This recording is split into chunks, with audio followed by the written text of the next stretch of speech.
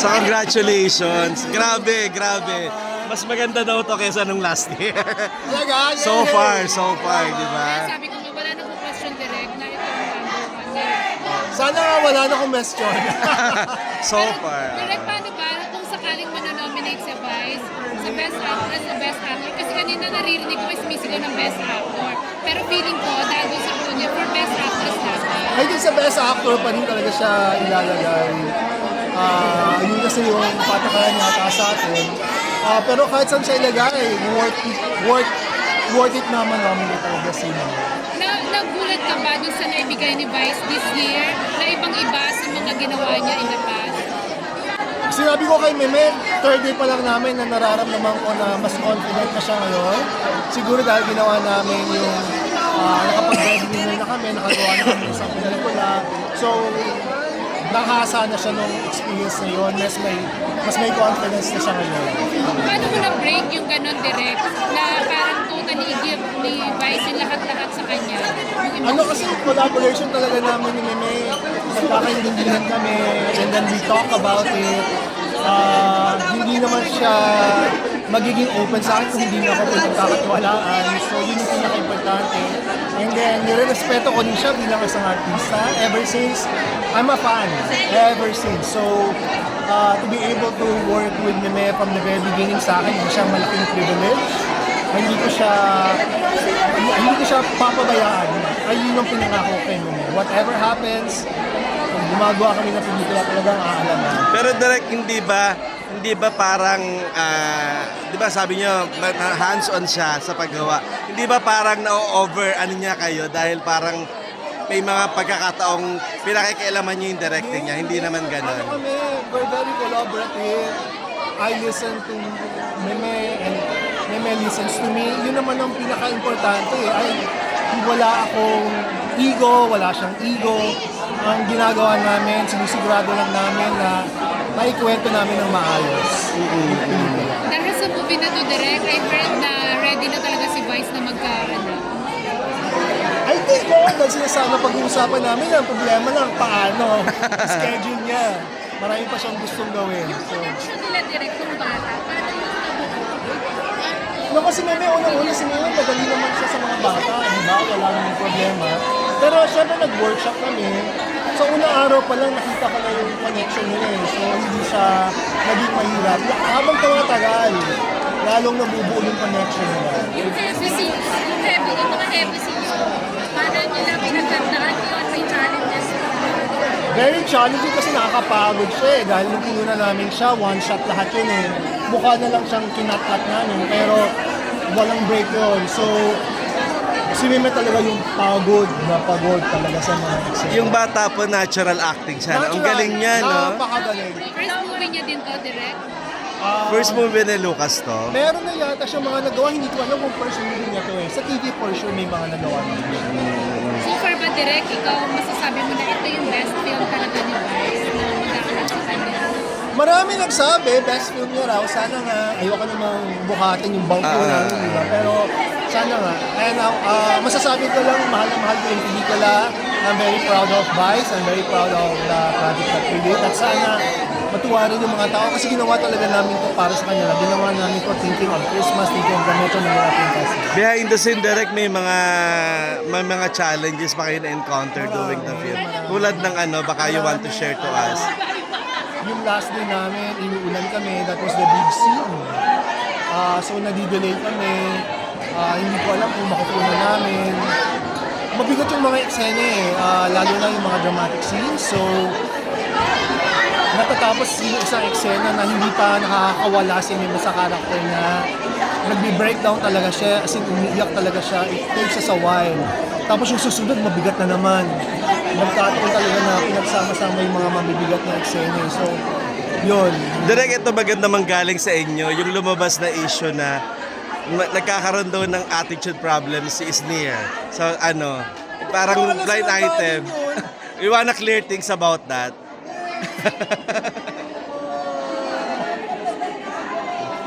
Direk, wanna clear things about that. Hindi ko nga alam. Wala akong alam. So that's not true. That's what I can say. May lumabas siya, sabi niya, hindi ko alam. Late daw, parang ganyan. Unang-una si Christine parang makarating sa set, nag-grab siya. Yung sakripisyo ng bata, yung mga hindi nila naiintindihan. Pero hindi siya late. Hindi siya late. Pag nag-shoot kami, he's there. Well, hindi namin hinintay. Hindi siya nag-attitude problem. Wala akong problema kay... Nagulat ako, hindi ko alam kung saan nangyari yung balitang yun. Eh si Shubi, direct, totoo ba na muntik nang mawala dun sa movie? Hindi eh. Nagkataon kasi na may kinulang kaming exec, yung nagkaroon ng mga issue, yung muna namin shooting out, nung nagkaroon siya ng issue, wala siya. Hindi siya naka-call sa set. And then binasa na yun ng mga tao na ay, naalis na siya. That's not true. Wala. And then si Shubi is also a professional. Wala akong, yung mga bagets, mga babait nila, wala. Hindi rin totoong nabawasan yung kanyang eksena. Ang totoo, maraming nalaglag na eksena. Nakuna na namin. Kasi 2 hours and a half nito, totoong running time nito. Ang daming malalaking eksena. May kinunan pa kami na action scene na isang araw namin kinunan. Binitawan namin, hindi ko sinama dito. Bakit piniklian direct? Ang sinunod ko kung ano yung bagay sa kwento. Sinunod ko lang. So hindi na importante kung malaki o kung naghirapan namin. Ang importante, ano makakatulong sa pelikula. Hindi po ba naapektuhan yung production nyo during that time na nagkaroon ng issue kay Vice at kay Shubi that time? Wala. Parang nagkaroon ng sa Wala. Nag-shoot ulit kami. Nag-usap naman sila eh. Okay naman sila. So, Pero si Vice ba direct meron siyang creative ideas din of ba? course. Simula pa lang, ginagawa pa lang yung project sa pagsusulat ng script. Lagi siyang kasama. Kahit ayoko hindi siya kasama. Importante sa akin na mag-inito ko ano yung iniisip na naman niya. Kasi doon ko rin siya matutulungan bilang isang artista. Do you think kaya na mag-direct din ni Vice ng mga ganitong klaseng Tinanong ko siya, ayaw niya. Ayaw niya. Ayaw niya. Pero kaya niya kung gugustuhin. Pero ayaw niya. Nakaka-pressure direct yung susunod mo na namang film. Pwede bang magkaroon ng part 2 itong Coming Mother? Hindi ko alam. Pwede, di ba? Parang pwede. Pero siguro wag na. Iba na lang ang gawin namin. About na din. Grabe din yung yung kanyang performances. Mahal ko si Nadine, napakagaling. Napaka down to earth. Wala kasing may ere sa set eh. Kaya yun ang importante. Kasi hindi namin magagawa yung mahirap na eksena kung inaalagaan pa namin yung ego ng isa't isa. So wala. Na-anticipate mo ba yun direct na tuwing ito-focus yung mukha kay ano pangalan nito? Yung partner nila Si River. Yes, anticipate mo yun na tuwing itatama yung mukha. Wala lang pa naman itong mga bagets sa Bigla na lang nag-iiritan kahit walang dialogue. Kaya po may mga ganun talaga. Malalakas ng mga batang to, malalakas yung fans nila eh. So hindi ako surprised. Sabi ko galing na direct kasi wala namang dialogue. Nagtutunog lang yung mukha. Pero Sila yan, yung mga fans nila yan eh. Puring-puri si si tawag dito si Klang, si Clarice doon sa mga ibang movie.